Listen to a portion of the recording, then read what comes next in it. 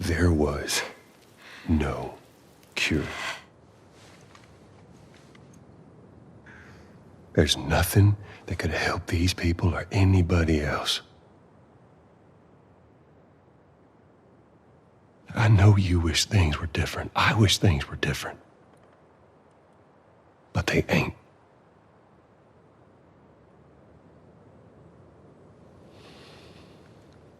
And we need to get these kids back to their families.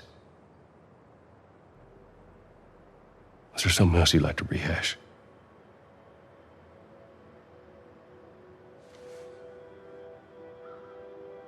No.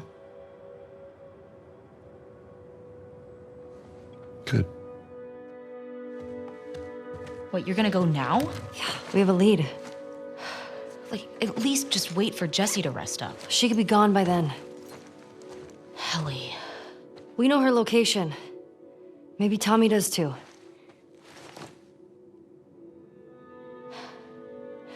What? Nothing. Good. Can you come help me with the door, please? Yep.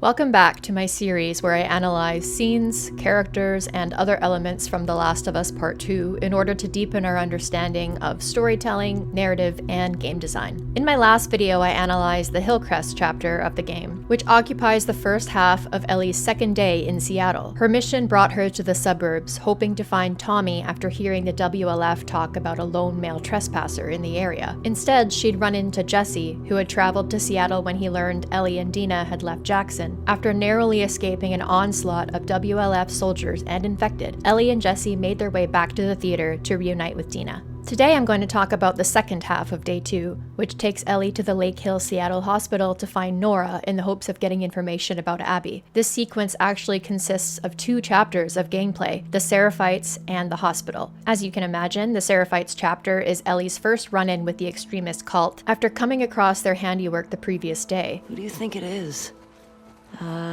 Someone who wants us to feel her love. You think she's related to the wolves? I don't know. It's kind of fucking weird. The sequence also includes the game's proper introduction to stalkers following Ellie's scrap with Boris, an intense infiltration encounter at the hospital, and an interrogation scene that is arguably one of Ellie's darkest moments. What begins as a quest with a simple objective turns into one of the most treacherous traversal sequences in the game, one which was heavily featured in a lot of promotional material for Part 2 prior to its release, and for good reason. The lighting, colors, the visual tableau, the set pieces and encounters, and Ellie's ruthless persistence come together to create a mood and atmosphere that has become iconic for The Last of Us Part 2. But before we get into the analysis, as always, we'll need to start with a bit of context. Right.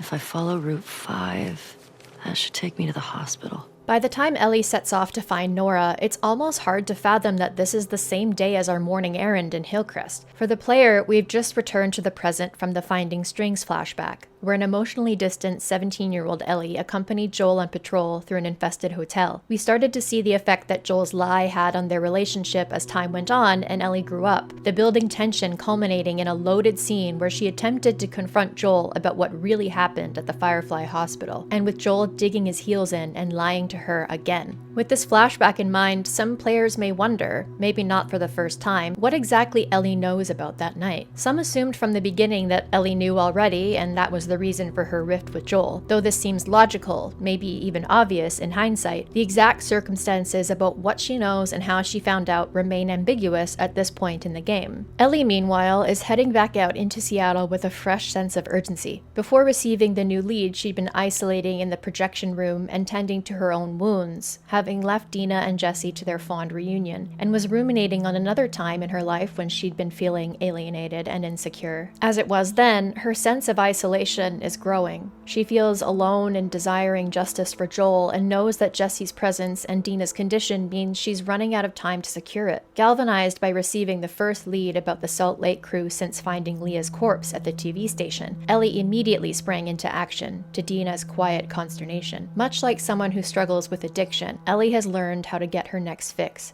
and she isn't going to let anyone or anything stand in her way. Follow Route 5.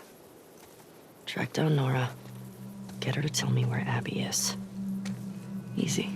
After passing through a turnstile and pillaged convenience store, Ellie emerges into a pretty massive area spanning the Seattle Conference Center and an adjacent apartment building. This area is packed with environmental storytelling clues about a few different groups who pass through at various times, but with similarly unfortunate outcomes. In addition to further setting up the Seraphites, whom Ellie will finally meet for the first time later on in this chapter, the stories in this area also provide a different perspective on the WLF. Sometime following the fall of Fedra and the rise of the WLF as the primary socio-political force in Seattle, Paige and Simon Vickers escaped the wolves together, perhaps in search of a better life for them and their unborn child. When Paige became ill, they holed up in the Seattle Conference Center, and Simon set off to the Lake Hill Hospital to get life-saving medicine for his wife. Paige, confined to the room at the conference center, became increasingly worried as she counted the hours since her husband left. When she went out to look for him, she was spotted by a group of Seraphites who attacked her on sight. Retreating to the conference center, Paige was eventually accosted by the Seraphites and set free before a bloody profession to feel her love. Feel her love. What the fuck? All of this must have happened early on in the WLF's reign, before the conflict with the Seraphites began, because Paige didn't recognize the Seraphites for what they were. It's fairly easy to draw a parallel between the Vickers story and Ellie's current mission. Like Simon, Ellie left her sick and pregnant partner at their safe house while she set off towards the same hospital Simon went to. Is Dina waiting in the theater counting the hours since Ellie's departure like Paige had done? Whether Ellie worries about Dina meeting a similar fate to Paige in her absence is anybody's guess, but it does provide the distinct feeling that amid these factions and their turf war, nowhere is safe. Across the street from the Vickers safe house is a brew pub crawling with infected. If you take them out, one of them drops a note from Isaac himself with instructions to find a small group of WLF deserters who stole some supplies before running away. The list of deserters include an Asian woman, a white man, a Hispanic man, and a black man. Isaac expresses to his subordinate that capturing the deserters alive is ideal, but if necessary, they should be taken out. As Ellie heads up the street, a stray cat may draw the player's attention to an apartment building on the corner. The front door is barricaded, but there are a couple other ways in, climbing up this truck and busting some windows, or crawling through an open window into the laundry room in the basement. If you go with the latter, you may be put on edge when you trigger a makeshift alarm system when you go through the door into the lobby, but nothing happens. The building is eerily quiet. So far, the only enemies we've encountered are the infected in the brewpub. Ellie, and indeed the player, may be lulled into a false sense of security as they explore the abandoned building and meet no resistance. One apartment contains a safe that can be cracked by inputting the owner's wedding anniversary. The note in this apartment places its last occupancy shortly after the outbreak, with its owners packing up for a late October evacuation and hiding valuables to prevent Fedra confiscation. Across the hall, another apartment is in surprisingly good condition. Though there is one door that remains locked, the rest of the place is clean and furnished and, as Ellie describes, Man, the city's still filled with supplies. I don't know about the city at large, but this apartment certainly is well stocked. Jugs of water are on standby in the kitchen, vegetables are growing in the window, and depending on your difficulty settings, you can indeed find lots of supplies in here. There's even a workbench to upgrade your gear. It's almost as if the place is already occupied. I got her! We're not going back, understand? Let go of me!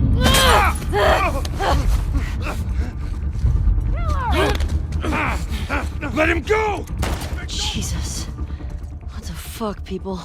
Ellie is ambushed by a group of 4 people, an Asian woman, a white man, a Hispanic man, and a black man, who claim they won't go back. These are the WLF deserters Isaac has been hunting for, and it seems they mistook Ellie for a soldier tasked with rounding them up and bringing them back to the stadium. They'd been hiding inside the locked room, waiting for the right moment to strike as Ellie ransacked their safe house. Now that the locked door is open, Ellie finds more supplies and a training manual inside, as well as a note imploring someone named Melissa to remember who we were. Many have theorized that the Melissa this letter is addressed to is actually Mel, and that the deserters were former Fireflies who were trying to get her back on board with the cause. If that's true, maybe Owen wasn't the only member of the Salt Lake crew keeping an ear to the ground about a Firefly regroup. Well, I guess you get to stay away from the combat. Yeah, if that's what you're into. I'd be happy staying put, I think. Just treating families. You'd miss fucking up scars. I don't think so.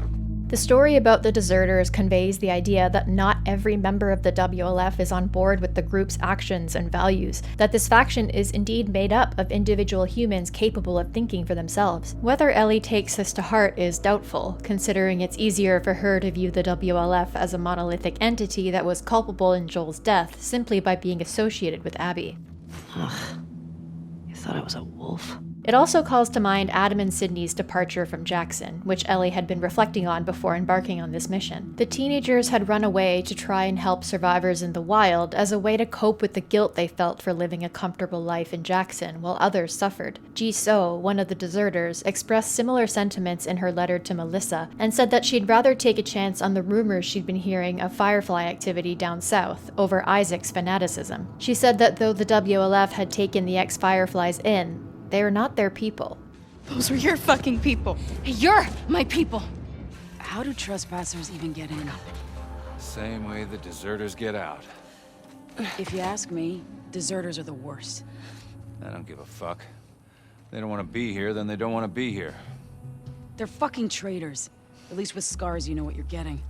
These two instances give both Ellie and the player a pretty clear idea of how the WLF feel about quote-unquote traitors and the danger that awaits defectors. It highlights the group's intolerance and xenophobia, and gives us another clue about their mysterious leader, Isaac. In his letter, he claims that had the deserters simply left, pursuit wouldn't be necessary, that it was the theft of WLF goods and property that warranted a search party. Whether that's actually true and an indication that Isaac is capable of rational leadership, or a complete lie to manipulate his people, is up to you to interpret. These examples also foreshadow elements of Abby's story. Abby and Owen both end up at odds with the WLF when they find themselves empathizing with Seraphites, and by the time the player gets to those points in the story, they will be well aware of what that means for them. Once someone leaves a group like the WLF, or the Seraphites for that matter, there's no going back. This is a stark difference between the Seattle factions and Jackson, which welcomes Ellie and Dina back when they return. Moving on from this area, the player encounters the second rolling dumpster puzzle which was set up in the Hillcrest chapter. And then, climbing up, we catch our first glimpse of the hospital in the distance. There's the hospital. Fuck. Thought I'd be closer. You can also see glimpses of the downtown area Ellie and Dino were exploring the previous day, and, way up in the skyscrapers, the Seraphite sky bridges. Entering another part of the Seattle Conference Center, Ellie navigates her way down some rickety scaffolding which may or may not remind her of the day she and Riley got bitten. In a locked room filled with supplies, Ellie finds a trading card for Arch Enemy, who no doubt is meant to represent Boris from the Hillcrest chapter. A sharpshooter and bow hunter who lost his family to a turf war between two factions, Arch Enemy became a superhuman vigilante fighting both sides of the war. One could also liken Arch Enemy to Ellie herself, as a lone bow hunter with an arsenal of traps, as well as to Tommy with his experience as a veteran sharpshooter. It's quite telling, given all these parallels, that in the world of Savage Starlight, Arch Enemy is considered a villain. Always moving forward, Ellie enters an abandoned office for an independent newspaper called The Nomad. Reading the little blurb on the wall reveals that The Nomad was founded by a man named Wilbur Jussie in the late 19th century. The blurb claims that Jussie's goal was to provide bias-free information to the people of Seattle, and that his sole loyalty was to the growth and success of his community. Knowing that practically nothing in this game is a coincidence, it's pretty likely that this is a not-so-subtle nod to the character Jesse himself. The HBO adaptation of The Last of Us digs into the double-edged sword of Jesse's staunch loyalty and dedication to Jackson, but this also positions Jesse as the neutral, unbiased third party in the group who is going to consistently place the survival and well-being of his people over everything else. My friends' problems are my problems. Ugh, stinks in here. The characters commenting about a foul smell usually means there's a body around, and sure enough, Ellie comes across the freshly mutilated bodies of a few WLF soldiers. Following a set of bloody footprints, Ellie finally encounters a group of stalkers.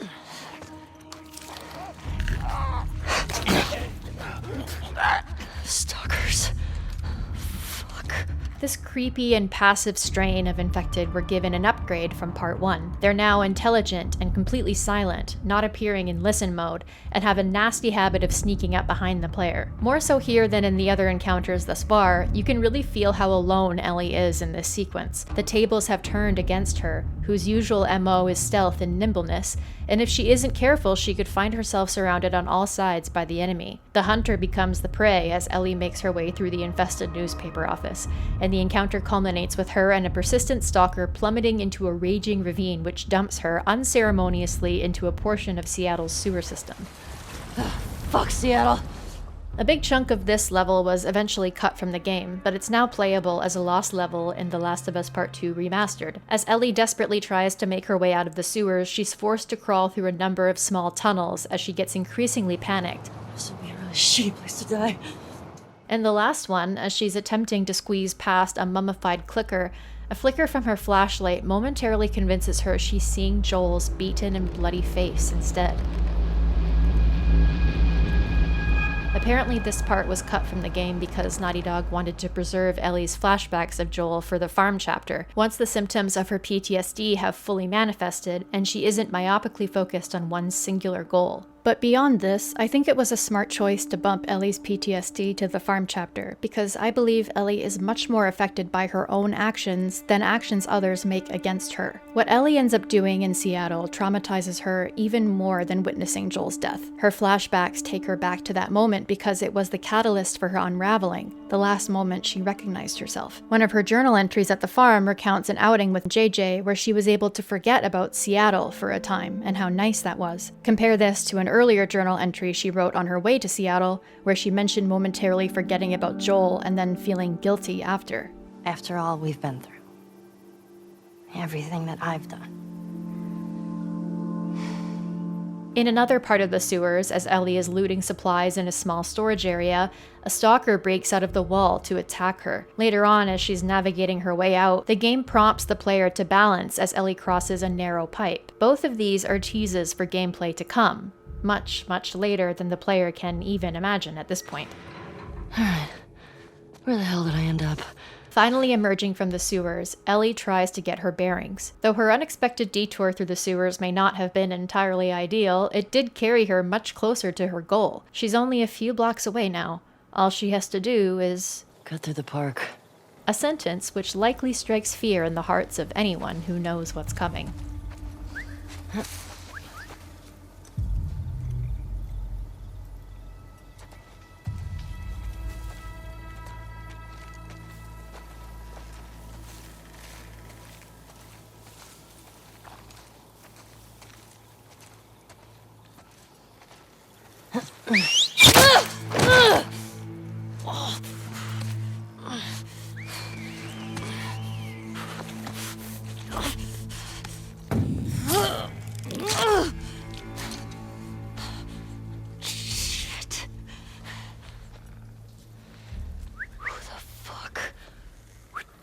This is one of my favorite gameplay sequences in the game, and the most memorable introduction to a new faction. After hearing about Scars and coming across their iconography over the past couple days, Ellie finally finds herself face to face with the Seraphites. Though they're more primitive than their militant enemies, they are just as fierce.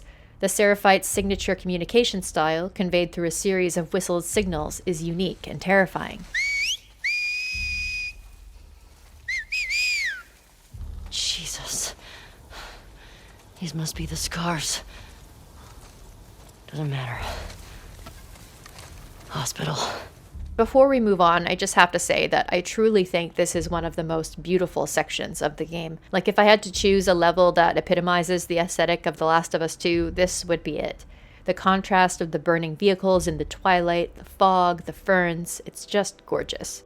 In an abandoned apartment building, if you bust open some windows, you'll find skeletal remains in a barricaded room, surrounded by pill bottles and supplements. This is the body of Simon Vickers, and his farewell note implores whoever finds it to bring the medicine to his wife, Paige, who is waiting for him in the conference center.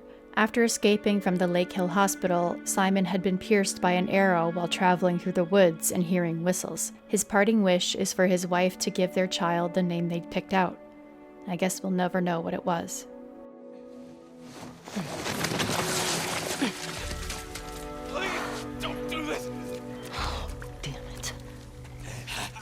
planning something. I'll tell you about it. Just let me... Listen. They are nested with sin. And what is... Free them. Holy shit! They may Oh, know my no! love. No, don't!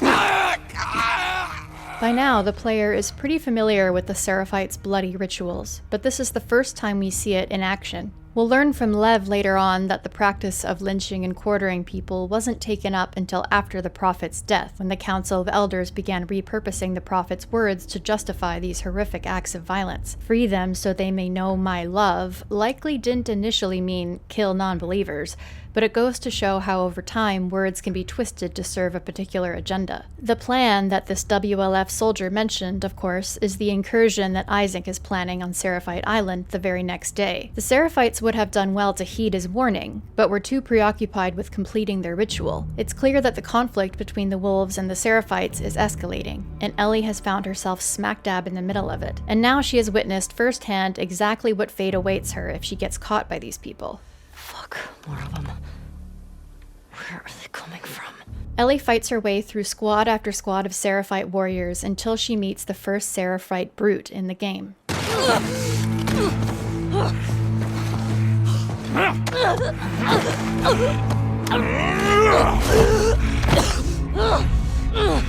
You motherfucker! We'll encounter more brutes in Abby's section of the game, since she is more well equipped to take on an enemy of that size. The Seraphites are the only human faction in the game to have a brute archetype, and if I had to guess why, I'd say it's to position them as equally strong and powerful to the WLF, who are more technologically advanced and outnumber the Seraphites 1,000 to 1. The WLF may have more firepower, but the Seraphites possess the sheer strength of will.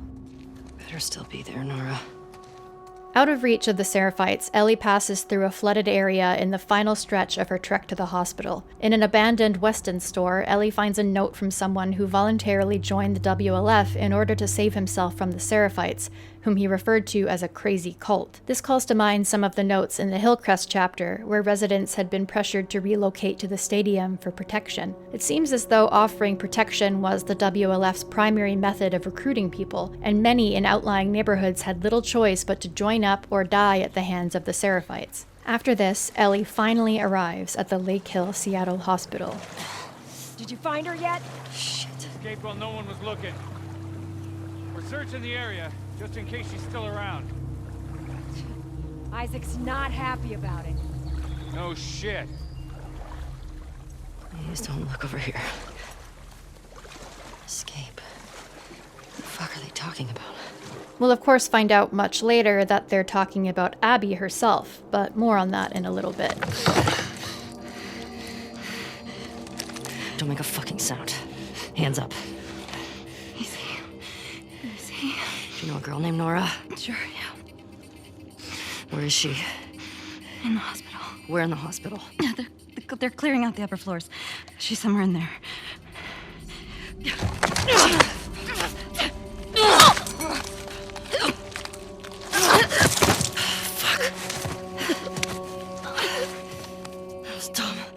I think this encounter with Whitney foreshadows Ellie's fight with Mel at the aquarium. When both Whitney and Mel come at Ellie with a knife, she panics and stabs them in the throat. One could argue that this was an act of self-defense, but it also speaks to Ellie's inexperience in navigating interrogations. In both scenarios, she was so focused on her goal that she wasn't fully aware of her surroundings and allowed herself to be distracted. Ellie's assertion that killing Whitney was dumb is interesting. Whitney took advantage of Ellie's momentary distraction to try and save herself, which is perfectly understandable. Had Ellie left her alive, she could have alerted the rest of the hospital to the intruder's presence. That said, Whitney could have had more information that may have been useful, such as how to get to the upper floors or how many soldiers are present. Had Ellie subdued her without killing her, she may have been more prepared for what she was about to walk into. Kinda like the Seraphites in the previous section, who were so determined to set the wolf free that they ignored his warning about the upcoming incursion. If you make your way through the hospital's yard without alerting anyone, you can overhear a couple of interesting conversations that tie in previous encounters and offer more clues about Abby's visit to the hospital. Am I crazy or are we a few people late? Whitney's probably hiding with her game thing. No, I mean, this is taking all day. There should have been at least 2 more units assigned to move this much inventory. I know India was inbound. Maybe they had a dust-up in the park. 6, this is 2. Do you copy? Support Unit India en route to the TV station. Repeat, support Shit. Unit India en route. Yeah, we should Over. get going. Keep your eyes open! Well, we know for a fact that the India unit is most certainly not on their way. Yeah, I think you're right. She probably did take one of the boats. We're all over the ground. She's not here. Who knows? That girl always scared me. Now she has Isaac to deal with. The fuck was she thinking? I don't know. I heard he's pissed. She's not getting off easy. Well, he's not gonna do shit to her. Look, just because they're friends. Now, my issues with Nora, she better get something. You just know she helped her. I wasn't there. Look, whatever happened, it's gonna come out. Many have theorized that Ellie and Abby were at the hospital at the same time, but this conversation implies otherwise. Knowing that Abby indeed took one of the WLF's boats, she was likely already gone by the time Ellie arrived. This interaction also offers some more insight into Isaac and Abby's relationship, and implies that her favorable position in the WLF awarded her certain leniencies that others wouldn't have, which obviously generated some resentment towards her amongst the wolves. Or maybe if you posted more guards, Abby would still be in her cell. When the fuck was Abby here? I'm not stupid. You're gonna tell us where she went. When Isaac talks to us about this, I'm gonna say what I think happened. Knock yourself out. I've got work to do. Nora! I'm not going down for her, man. These are the same two soldiers whom Nora distracted while she was indeed helping Abby escape. Where are you two going? To grab Abby. The boat's ready to head out. Well, I still got boxes on the 3rd floor. Can you two bring them first? Like Abby and Manny, Nora clearly has no qualms about deceiving the WLF in order to help one of her own. I've mentioned before how important the theme of tribalism is in this game. The Salt Lake crew is a tribe within a tribe, but even Nora doesn't know the full story about what's going on with Abby. Still, her sense of loyalty is strong, even when faced with skeptical wolves and one particularly vengeful lesbian. Don't scream. Put that shit down.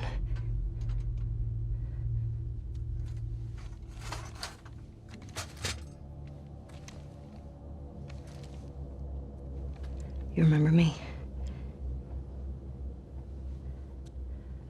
Yeah. You remember me. What do you want? Abby was here earlier. Where'd she go? I don't know. You shoot me. The sound will have every soldier come running. You'll still be dead.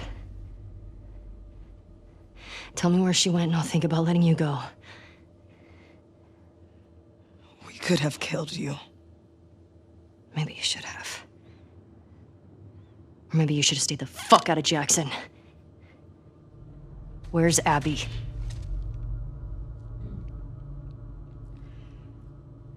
You still hear his screams? What? I hear them every night. Yeah. Yeah, that little bitch got what he deserved. You fucking... Nora tries a few different tactics here to get herself out of this, starting with ignorance, which obviously doesn't work. Then she points out that gunfire would draw the wolves' attention, but Ellie doesn't seem too concerned about that either. And then she says, "We could have killed you." Which gives the same energy as, "We let you both live, and you wasted it." The Salt Lake crew believed that by leaving the witnesses alive, they were conveying a message. They'd come for Joel only, and hadn't killed everyone who got in their way like Joel had done, and like Ellie is doing now. Clearly their perceived act of mercy means nothing to Ellie, though, who very well may have chosen death over the suffering she has endured since Joel was killed. To her, the Salt Lake crew did her no favors by leaving her alive. Maybe you should have. Or maybe you should have stayed the fuck out of Jackson. Nora's final tactic is distraction, though I do wonder if there isn't some truth to her words, if she does in fact hear Joel's screams at night. It might also be true, however, that she believes he got what he deserved. We never really find out about Nora's sentiments regarding Joel's death, though given the lengths she is willing to go to protect Abby, I'd wager that she was in full support of it, even if it does haunt her. Nora! You can't escape this! Ellie chases Nora through the hospital and across the same lobby Nora had led Abby across earlier. This is one of 3 chase sequences in the game, and the only one where the player is the chaser. Ellie is terrifying, her rage and adrenaline fueling her. But Nora puts up a fair fight. It's not until she comes face to face with spores that she hesitates. No, please! Back up! Put your gun down! You can walk away from this, okay? I can— Shut the fuck up! Gun down! Hands up! Get back! You have nowhere to go.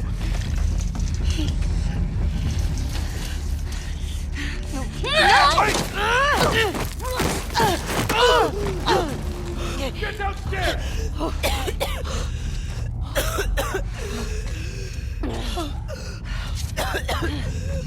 There! Take her out!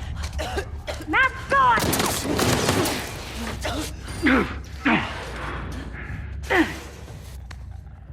The fuck's the power doing on? Doesn't matter. Find the trespasser. This isn't the first time Ellie has weaponized her immunity to get herself out of a jam, and it won't be the last. It's an interesting dichotomy for her character, who for so long believed her immunity was meant to save people from dying or falling victim to the CBI. Instead, she has used it to gain an advantage on multiple occasions, all of which have led to her opponent's demise.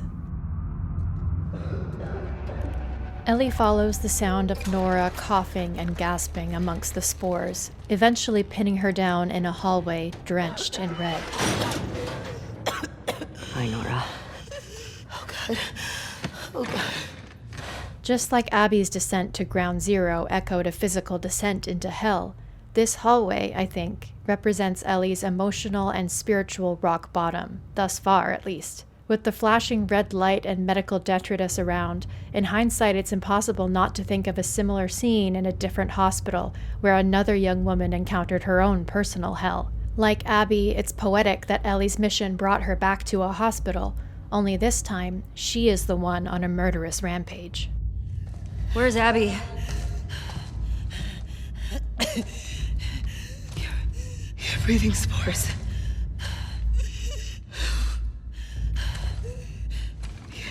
You're her.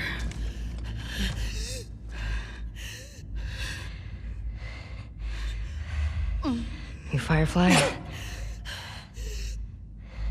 There are no fireflies anymore.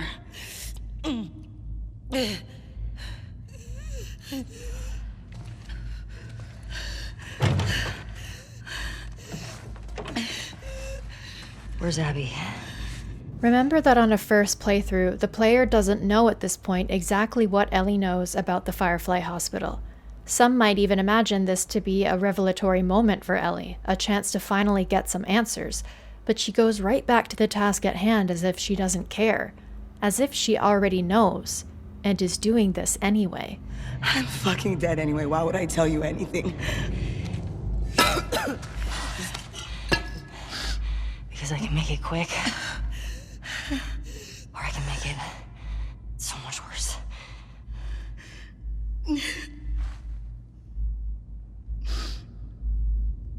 Think about what he did. How many people are dead because of him? I don't think Nora is just talking about the Fireflies at St. Mary's here. She may also mean everyone who has died or become infected since then, because a cure was never created, not to mention all the people Ellie has killed on her mission to avenge Joel. But Ellie doesn't want or need to think about what Joel did right now. In her mind, she's already forgiven him, but of course the player won't learn that until the very end of the game.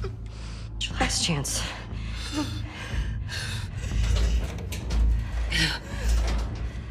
I'm not giving up, my friend. Nora's loyalty is admirable. She's really ride or die in this scene, willing to be tortured to protect someone she loves. Reminds me of someone we know. And it may remind Ellie, too.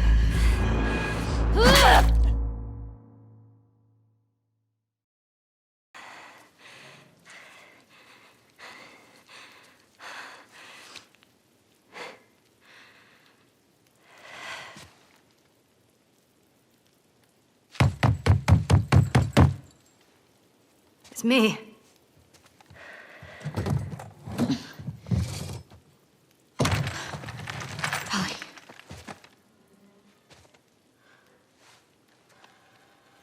you okay? Christ. Is that your blood?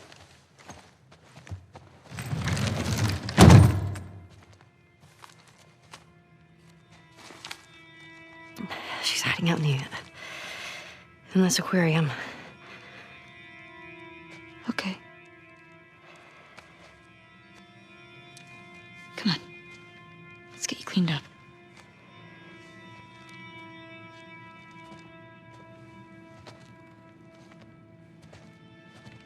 As I mentioned earlier, Ellie is much more affected by the things she does than by the things that are done to her. Her encounter with Nora has left her completely shell-shocked. She doesn't even sound convinced when she knocks on the door and says, "It's me." Is she herself anymore? Will she ever be again? She has been to hell. Did she make it back? I made her talk.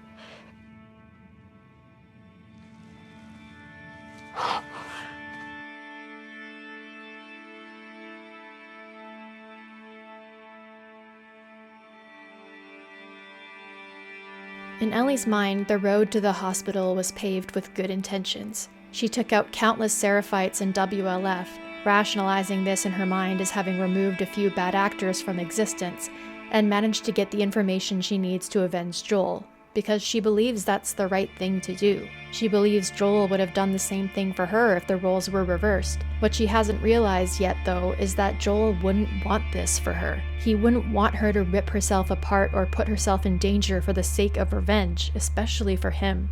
He didn't shoot up that hospital and damn humanity just for her to follow in his footsteps. He wanted Ellie to live. Unfortunately, sadly, I don't believe at this point in the story that Ellie really wants that for herself. One could call her whole revenge quest a suicide mission, and considering how poorly she thinks about herself, it's no surprise that this mission brought her to hell.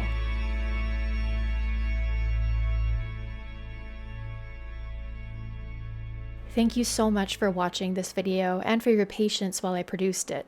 If you enjoyed it, please interact with it and consider subscribing to my channel so that you can be notified when I upload again.